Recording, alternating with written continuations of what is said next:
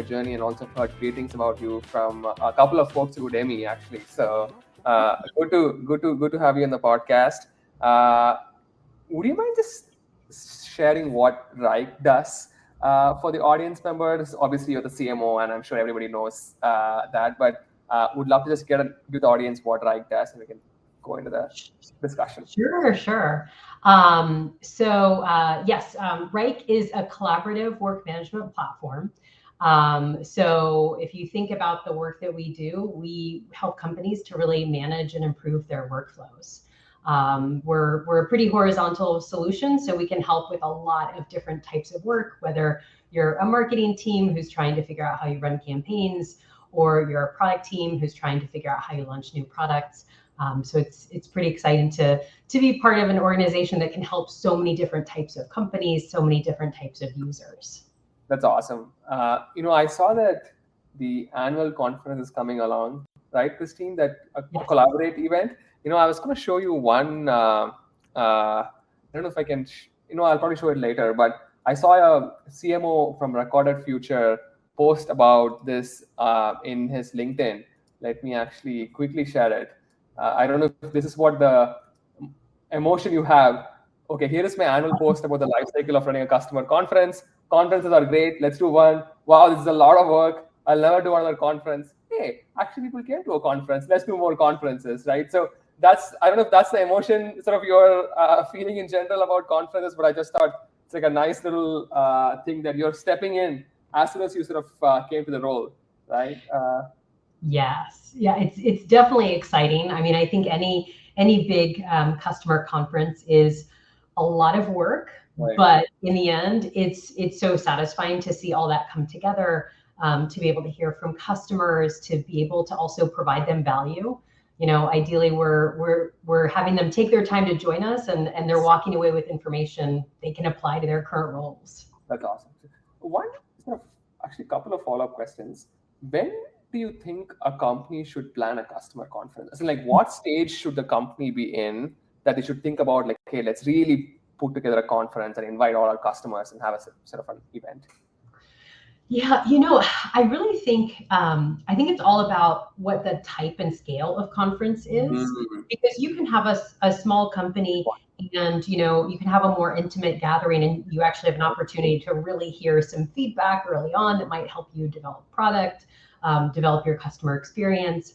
And then I think as you start to grow and get bigger, obviously it can turn into something that's more complex and reaches more people. But I think you do have to look at, what's the experience you want to give the audience, and what is the benefit for the company, because that there is that exchange of we're right. Giving our customers a benefit, we're getting something back in return. I think no matter what, you've got to figure out how you make it delightful for customers. It's a good use of their time, and that you're able to sort of highlight their success and give them something that they can use. That's a great point. And when you sort of saw the team planning for the conference, right? Like, did you have any principles or guidance to the team in terms of like, hey, here is what I would love to see, like any vision that you had for the conference? I would love to hear about it, since I'm sure you thought about it a lot deeply.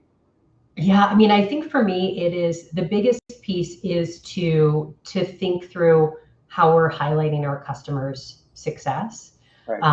I think you want to turn your customers into heroes. You want to be able to show all the great things that they're able to do. And so as we were thinking about our customer conference, and it is virtual this year, how is it that we can kind of bring their stories in? How can we have these conversations and connections between Wrike team members, between customers, so that we're able to, you're not just hearing from Wrike the whole time, but you're actually hearing all these different right. points of views and perspectives.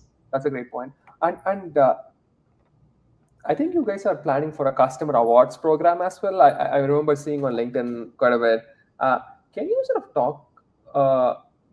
talk us through what makes a great customer awards event, and how should companies think about like executing that even at a tactical level? Sure. So we actually just launched it this year, first time that we've done it here at Wrike, which is exciting to be part of that. And I think, the key is thinking about how do you want to recognize customers. So what are those awards all about? Right. And so what are the things that you want to sort of be able to connect back to your product, be able to connect back to the value that you want to provide a customer. There are a ton of little details that you need to figure out: how many customers, how you're going to sort of determine how you recognize them, and then really thinking about how do you communicate this to your customers so that they're submitting their self-nominations, they're thinking about what they might want to be recognized for, and then certainly thinking about how do we then promote those winners and make sure that we are able to share the great work that they're doing. Really, it's a win-win for us because we get to highlight the great work, and our customers get that recognition, and the individuals who are doing the work day in and day out get some of that recognition.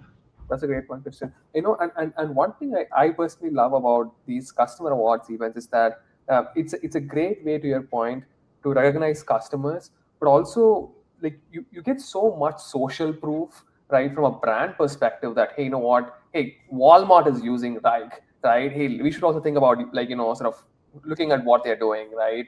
That's like the kind of mental perception that forms in social everywhere. It just makes it so exciting as for anybody to do it. So actually very glad that you're doing it for the first time this year. Yes, yeah, it's fun to be part of that. That's awesome. And one sort of category level question I had, Christine, which I'm sure a lot of SaaS companies are navigating right now, because every category has like few players in the ecosystem that they're trying to figure out how do you stand out and differentiate. Mm-hmm. And project management, work collaboration is a very, very exciting, bigger category, but also has like a few more players in the market. Right? How do you think about sort of differentiation and standing out from a company standpoint? But also, I would love to hear your guidance in general for companies as well who are trying to sort of figure that out for themselves. Sure. I think, ultimately you have to figure out what is that unique value that you provide, and how do you make sure that you're focusing all of your teams on that unique value. We're a horizontal solution, so we could help with a lot of different areas, but we're the ones that we provide the most value. We've seen customers drive the most success. And so thinking about how you get really focused and targeted, I think that is sort of the key in all of this. Is you could go broad and be everything to everyone, but how do you actually sort of take that stand and say, this is why Wrike, this is why our brand is what you should consider versus other brands. And on that point, are there any particular verticals that you're point, right? Like, hey, look, we will go so deep into those verticals that we think Wrike is the best platform. Do you have like a vertical specific marketing strategy that works in Wrike? We do. So if you think about verticals, and especially those where we've recently launched new solutions and campaigns, two that stand out: manufacturing, if you think about product lifecycle management, professional services as well, if you think about all the client services delivery that needs to be done. So those are two verticals where we've seen success. We think we have a unique story to tell. And then we also have this pivot of there are marketing agencies and marketing specific companies where we can do a lot of work. We can also help within any vertical those marketing departments. So it is sort of that trade-off of the vertical specific story you want to tell and target, and then within those verticals, where within that company can you provide the most value? That's helpful. And one question that even selfishly that I would love to hear your thoughts is, when a lot of companies in general start out selling to other tech companies, right, in the valley and stuff, and they go a particular scale. Then after that, they figure out how do I expand into like other markets because my TAM is sort of tapping out, right? For companies in that stage, Christine, what would your guidance be in terms of how do you figure that out? Like, do you have to hire a team first to go after different verticals? Or should it be a product marketing person? Like, what should the first few steps look like to get some early wins in a vertical and start scaling it? Sure. So I've definitely seen a few different flavors or iterations of this at various companies. And I think there are, two ends of the spectrum. One is you go really deep, you build tailored solutions, specific products for a vertical, or you sort of approach it in a lighter way and you think about, well, how do I position and message the value that we can provide for that specific vertical? And I think, starting out, you probably want to start on the lighter side of that and think about, do we have some internal expertise already, because we've got team members who've worked with a lot of customers in this vertical, and they can share that information. I think eventually, as you evolve and think about going deeper, you do need to hire those vertical specific experts, whether they're product marketers, product managers, solution consultants, even sales and customer success teams to think about going deep into those verticals. But I do think there is a spectrum, and you can kind of put your toe in the water and test and try that thin layer or that lighter way to message to a vertical. And then I think you can start to think about, okay, how do I go deeper? I think consistent across all those different options, you really have to make sure you are understanding that vertical, the unique careabouts, the unique use cases or workflows, so that you can speak in their language and help them feel like, oh, you understand me. You're talking in a way that resonates with me and resonates with others in my industry. And then let's say once the messaging is somewhat clear, right? Then you start sort of putting some more energy into your go-to-market, like going into events, right? Figuring out an outbound strategy and start seeing some reception. Yeah. Yes. I think, once you've got that message, now you have to find out, where do these people go for information? Where are they already going for information? Like you said, industry events. It could be publications that they work with, that they're reading. It could be partners that they're working with as well. I think partnerships are an interesting strategy to think about how you get more tailored solutions for a vertical, because you integrate with or work with a partner that already has a presence in that industry.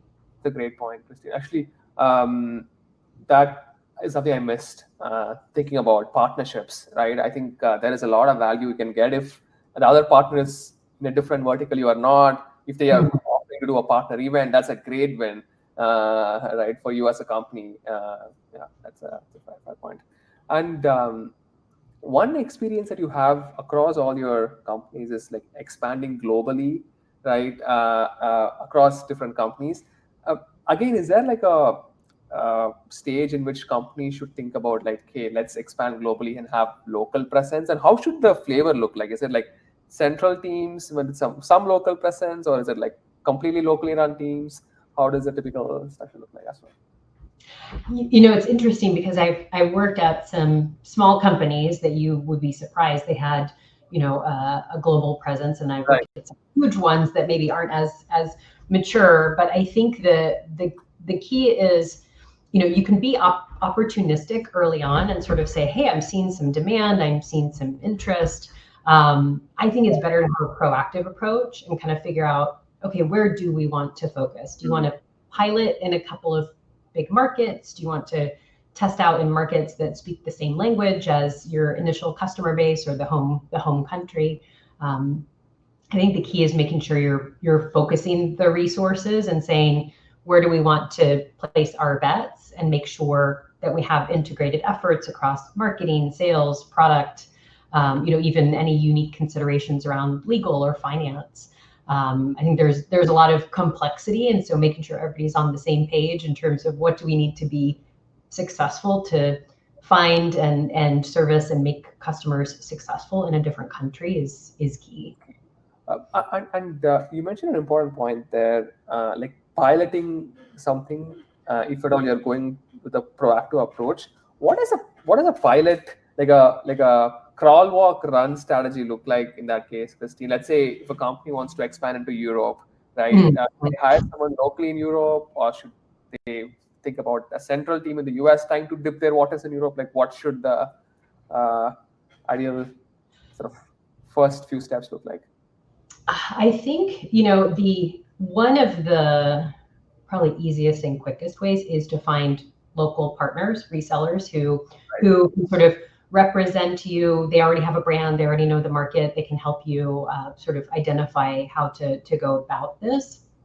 I do think at some stage you want to think about who do you need to have in country, who are those customer facing teams that need to be on the ground in the same time zone, understand local culture, speak the same language, to have those conversations, to make sure once you've acquired a customer that they're successful. I do think sort of from an organizational evolution perspective, there's always the org structure discussion, and I find it changes, probably every 6 months at a fast growing company in terms of, well, what should the org structure look like to go into Europe or to go into Asia? And sort of that balance of, what does a global team do? And then what do you need to have a local team really focus on, because they need to understand how to go to market in that particular country or region.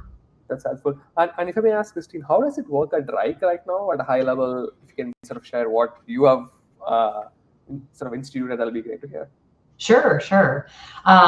So we have, in terms of the marketing organization, we have global and we have sort of regional resources.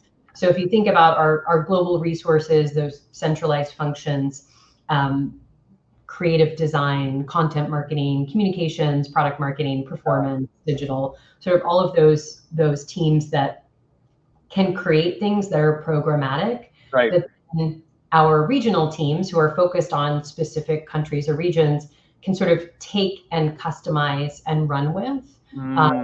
We do still run a lot of programs and initiatives globally. For example, we've got one team that's putting out press releases. We have one team that is creating our product marketing strategy. Now, on product marketing, we've actually started hiring people in the regions to help make sure that we are creating that strategy, the messaging, the focus that resonates with some of our bigger markets. But then we also have regional marketers who are sort of the experts in, say, Japan, or the experts in the DACH region, who can say, all right, global team, I know you want to run this globally. That is not going to work in the region. Don't run it. I'm going to run something different. So I think it's that constant communication between those teams to make sure whatever someone sees in a country or region, it feels, number one, authentic to the brand, but then also it feels like it's going to resonate. It's something that, would work in that particular market. I love that. It feels like there is a evolution that happens as the company matures, right? You start with a global team and probably hire a few field marketing resources regionally to execute the campaigns. But once you start growing the customer base, then you have more budget to sort of hire more product marketing folks, right? And things like that locally in the region, so that it just makes sense for customers. It's a smart way to put it. Yeah. I mean, I worked for some really large companies that have, fully built out marketing teams in big geographies, because we have the customer base, we've got, the budget and the resources to sort of support that. But I think there always has to be that balance of the global brand with the local, sort of feel and culture. That makes a lot of sense. And I saw that you obviously led the B2B marketing team at Udemy, right? And Udemy, it's always so fascinating, because I thought of Udemy as like a B2C kind of business, but I didn't realize how big of a share that B2B has with Udemy, right? I'm just curious to understand from you, Christine, like, was there like any discussions and positioning inside the company, like, are we a B2C, B2B company, but still the B2B is a larger presence? Like, how did marketing sort of navigate that sort of challenge in general? Sure. So when I joined Udemy, we had two separate marketing teams. So I think one of the keys early on to Udemy being able to sort of make that, I won't say pivot, because the consumer business was still very important. But in order to sort of build out and say, what does a B2B function look like at this company, was that we operated as a separate business unit for a really long time. So we had sort of a leadership team that was B2B specific. And I had peers on the consumer side of the business that we collaborated with. We had some shared services from a marketing perspective in terms of design and communications, where we said, hey, that's something that the consumer team and the B2B teams can sort of tap into. And again, it helps make sure that you drive that global consistency, because ultimately you are one company. You might interact with us as a consumer, or you might interact with us as a business buyer or a business user, but that consistency is key.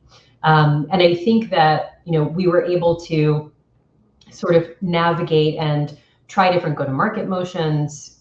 We had, in some cases, different functions on the B2B side than you would on consumer, because you're not necessarily working with a sales organization thinking about how do you drive campaigns that drive leads for sales. So I think that's, that is something that was definitely key to driving that success. I have seen companies that also have a single marketing team that is covering both sides of the business. That's where Udemy ended up in terms of having a single marketing team, but ultimately you still want to have functions or teams that are sort of on the hook for driving the right metrics for those businesses. And it's like a hybrid motion, right? Where folks can sign up for their own courses, but the sales team can also start sort of going top down and expanding the value prop and trying to expand the number of users within a business. Right? Yeah. Yes. I think that's one of the fascinating things about companies that have this model is, you and I are business people. We have budget and authority to buy technology, but we're also individuals. And so we might first engage with a brand on the consumer side and buy a single course. But then you have that brand awareness in your mind, and then you get sort of this exposure or this introduction to the brand as a B2B tool. And you think, well, I had a great experience from a consumer. Let me see what we can do on the business side. So it's a really unique sort of opportunity to be in as a marketer too, to think about balancing those experiences, leveraging all the best things of the consumer side that you can apply to B2B. That's a great point, Christine. Yeah, and to your point, that's actually true. Like there is some sort of, I would say, viral effect to it, right? Like, for example, I as a consumer can go sign up, and then I go to a different company, let's say a couple of years down the line, I'd be like, hey, you know what? I remember doing this in Udemy. Let's try to bring them in, right? There is like some level of interesting loop there that's just fascinating. Yes, definitely. Cool. And I think one topic that you were saying that you're very passionate about is running integrated marketing teams, right? And making sure that everything is so integrated. Like, I would love to sort of hear your thoughts on like any operating principles or rhythms that like you have instituted in your sort of org that just makes everybody function in an integrated fashion. Is it like a weekly rhythm, weekly leadership meeting, like monthly all hands marketing team? Like, what are those certain sort of processes that you follow that does make more efficient in terms of working? Yeah. Sure. And I love stepping into these situations, because what you sort of discover is everybody's doing what they think is the right thing for the customer, for the company. And with some changes to how you operate, you can get so much more out of all those efforts because you're thinking about it from an integrated perspective. And I think at first, even before sort of the regular operating cadences, I think it starts with making sure everybody has a consistent view of what are our common goals and metrics. Right. What are we trying to drive? What are our priorities? How do we think about the work that will support those? So we use OKRs to drive that alignment and make sure we all sort of understand the guiding light, as well as driving that accountability. And I think another key piece of this is building out those priorities and really the top level plan as a team. Now, not the entire team, but when I joined, I brought my leaders together and said, hey, we need a single marketing strategy. I want your best ideas, I want your expertise, and let's build it together. So then we're all aligned to it, we're all bought into it. We're going to take our teams along in terms of this transition from potentially operating in silos to thinking about an integrated way of working. And then if you think about that operating cadence, I have weekly staff meetings with my leads where we talk about key projects, our top priorities, the metrics we're tracking, any updates across the team. I have one-on-ones with each of my leads to kind of go deeper into things. And then we have a regular all hands for the marketing organization where we make sure that we're sort of reinforcing those OKRs, those values, those key initiatives, those top priorities, and highlighting work across the team in terms of what's contributing to those efforts. So I think the communication is definitely key. And there are some frameworks that you can use in terms of making sure you're laddering up efforts to those OKRs or whatever your operating principle is at a company in terms of how you focus and prioritize work.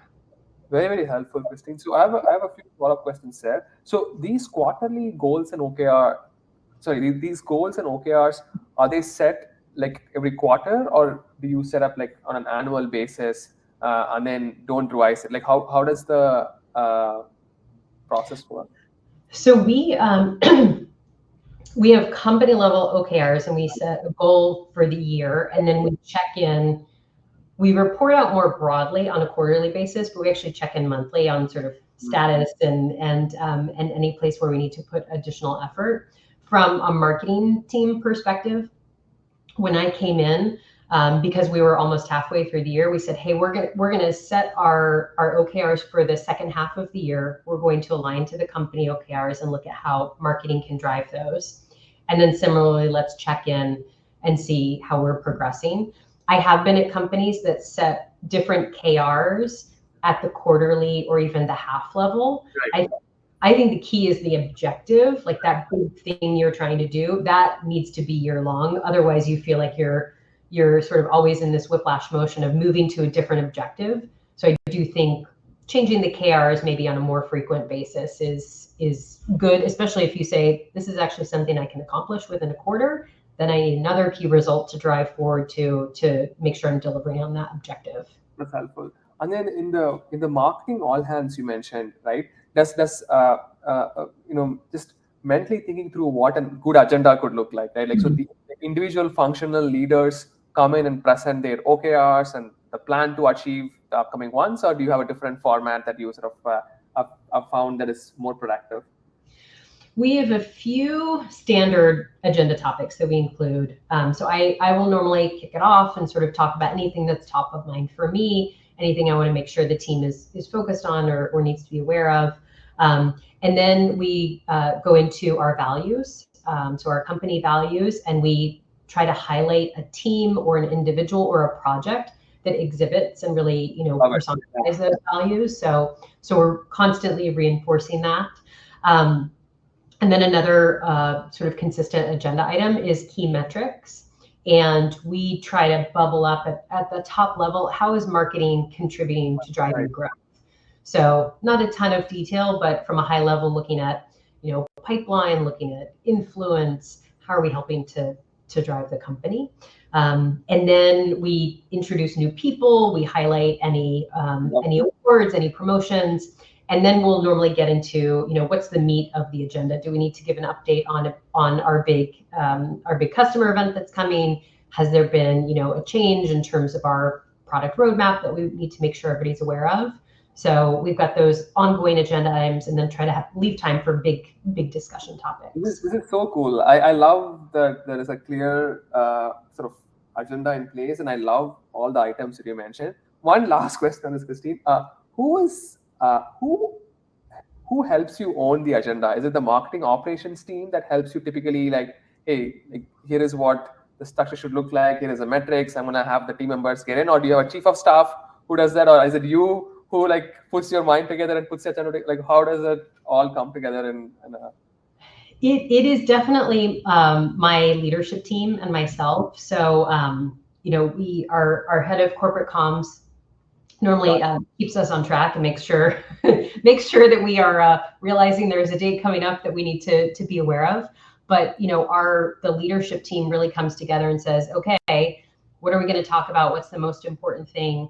And then everybody plays their part in terms of, hey, I have a new team member joining. I'm going to create that slide, and I'm going to talk to their background. Or our marketing operations team will do the updates, and they're the ones that are going to cover where we are in terms of progressing towards our targets. That's very helpful. No, the reason why I asked so many questions is because it's in remote settings, it's so important to get all these things right, so that team feels a lot more like, unified towards like what they're trying to accomplish. That's why I was trying to understand the best practices from you in terms of what you all do at Wrike. So it's a very helpful thing.